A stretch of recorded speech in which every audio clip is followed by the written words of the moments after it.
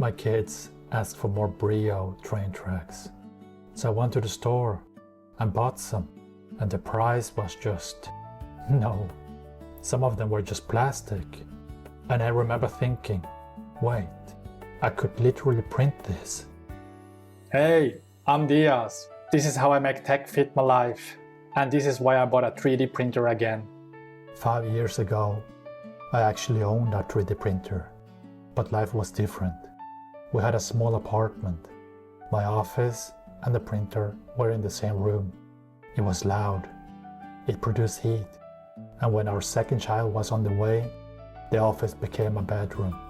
So I sold it, but the idea never really left. But recently, something kept happening. I would go to the store to buy something simple. A mount, a connector, a holder, and every time I thought the same thing. This almost works, but not quite. And I kept paying for things that were almost right, until the BRIO moment. That was the one that pushed me over. So I finally pushed the button. I ordered a Bamboo Lab H2D, not to start a printing business, not to print random things, but to solve problems around the house. Real problems, my problems.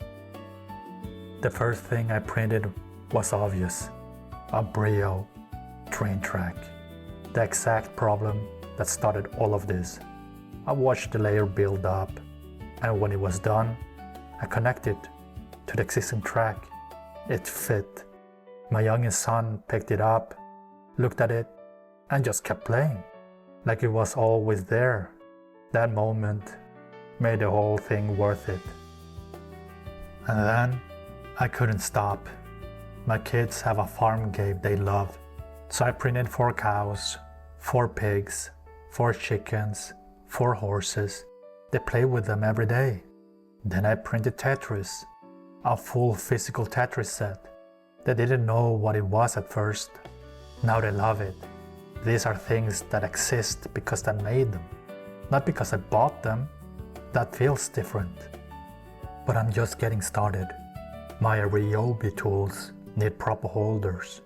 The garden needs connectors that just aren't worth buying. I want flower pots for the wall, custom mounts around the house, small things that would cost too much to buy or don't exist in the right shape. And eventually, I want my kids to start designing their own things, to understand that you don't always have to buy the solution. Sometimes you can just make it. The printer isn't about printing plastic. It's about control. Control over the solutions in my house and giving my kids something I didn't have growing up. The feeling that you can make what you need. This is how I make tech fit my life.